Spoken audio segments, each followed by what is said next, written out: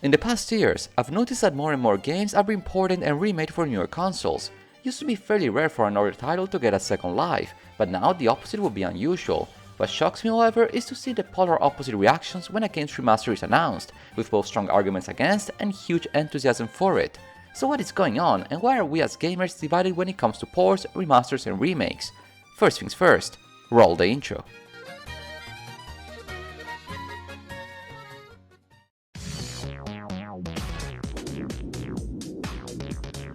Earlier last year, the remaster for Horizon Zero Dawn was announced and eventually released for the PlayStation 5. While the original game is quite appreciated by the PlayStation fanbase, there was little enthusiasm for this move, since players complained that porting a 6-year-old game was just a money grab move. In parallel, some months ago, Nintendo announced that one of the last Wii U exclusive games, Monolith Software's Xenoblade Chronicle X, will come to Switch. If I timed this video correctly, it should happen in a month from today. The response of the fans was overwhelmingly positive, with many fans wondering why this port did not come earlier. It's true that Xenoblade was released before Horizon, but not by much, not even 2 full years. It is clear therefore that the difference between the two reactions does not solely come from how far back the games were released, but rather more factors, more complex perspectives to understand. There are occasions that players despite even the idea of having a specific game ported, regardless of the actual game's quality, but there are instances when the players get mad for the opposite reason, when a beloved game is stuck in an older platform, in old generations of consoles no longer available.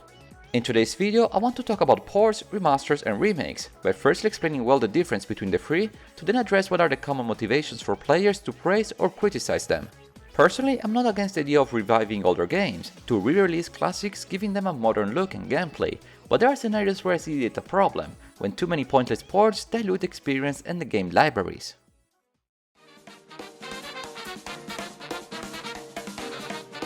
When discussing ports, remasters and remakes, it is important to make the differences between the three very clear. You might think that the differences are universally accepted and understood, but even some game developers get it wrong, and there are some games in between that are hard to judge.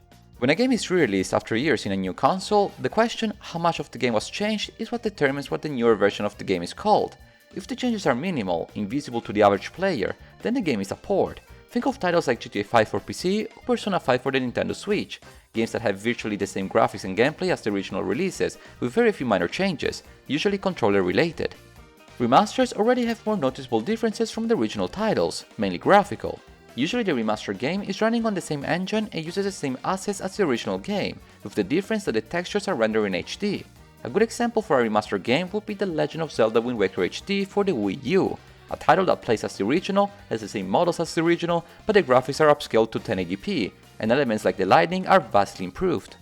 At last, we have remakes, full reimagining of an older title. Here the developers are making a game from scratch, with a new engine and a new art direction, based in the remake, but crucially not using the original source material. This means that the gameplay also changes noticeably, refreshing an older experience with new innovations and ideas. A title like Yakuza Kiwami 2 is a splendid example. The PS2 era game was reimagined with the Dragon engine, the same one used for Yakuza 6 A Song of Life, making the newer version on par with the newer Yakuza games. The story and the main characters are of course the same, but in the early 2000s they look and play like this, while now they look and play like this. As you can imagine, there is not a precise list of elements that a game has to change in order to jump from one class to the other. For instance, changing things like the user interface is fully optional for a port. Many PS3 games ports for the Wii U, such as Bayonetta, decided to use the gamepad, but that does not make it a remastered version of the game. Director's cuts are also ports, but with some enhancements the original versions do not have. Games like Sonic Adventure and Deus Ex Human Revolution on Steam play and look like the original counterparts, but the minor additions such as the mission mode for the former and fixing the filter for the latter do improve the experience. To keep the discussion simple, let's just say that ports changes nearly nothing to a game, a remaster increases the resolution and upscales the textures for a given title, and a remake, as the name suggests, remakes a game from scratch, both its gameplay as well as its graphics. It goes without saying that out of the three, a port is the easiest to make, followed closely by remasters. To develop a remake, especially for an older title, takes quite the time and resources, close to new releases. Thus, remakes are typically treated by both developers as well as fans as new games altogether, making them fairly not controversial.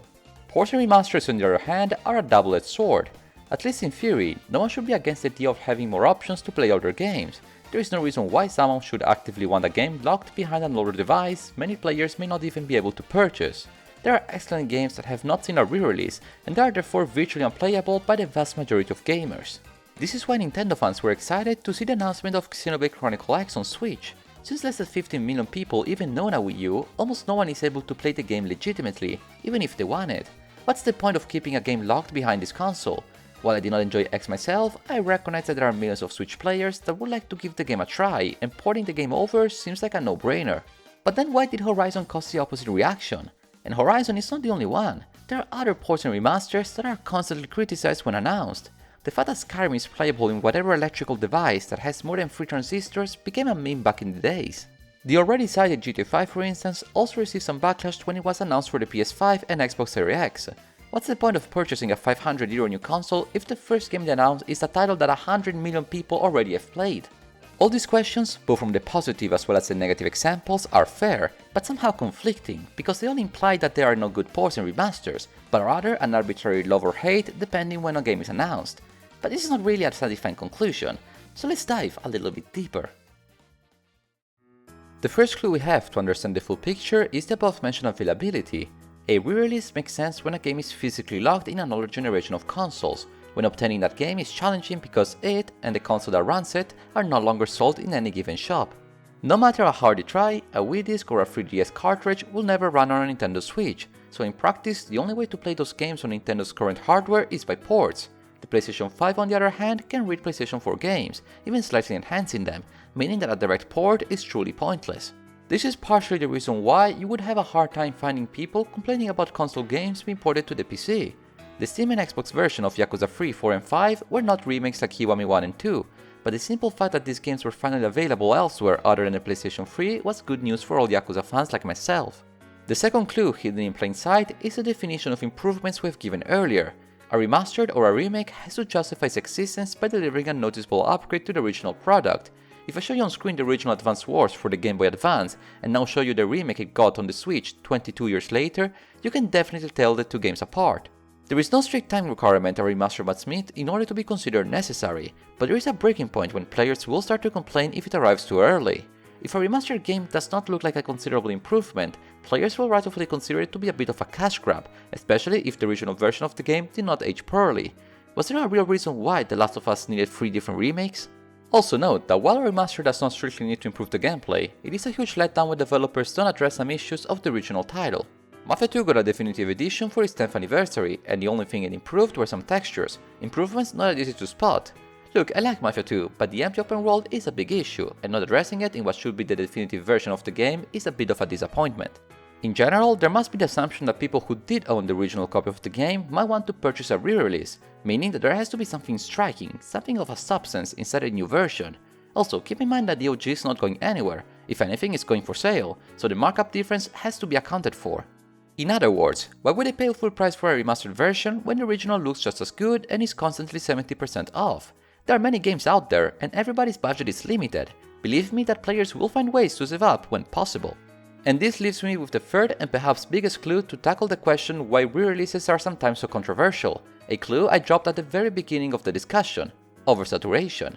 I started the video by saying it used to be fairly rare for an older title to live a second life on modern consoles, but now the opposite would be unusual, and this is perhaps the biggest red herring of them all. Many players, myself included, are a bit tired of playing the same games over and over on different consoles, especially now that the graphical difference between the old and current gen is as small as ever. It used to be the case that only the cream of the top would be awarded the prestige of being reimagined and brought back to the market. Now the sole excuse needed to release a game again is for more than 360 days to have passed. The problem does not rely too much on the individual port, remastered or remake, but rather on the abundance they have on the current lineups.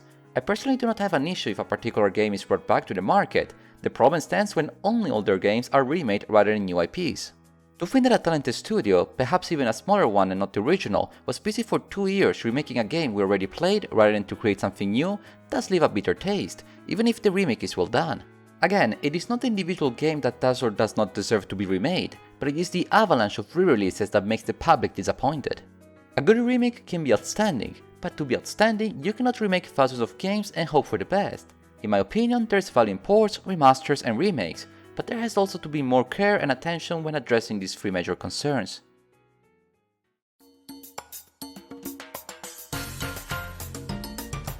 The world of ports, remasters and remakes is vast, and many are the positive and negative examples, from your Pokemon Heart Gold to your Grand Theft Auto the Trilogy.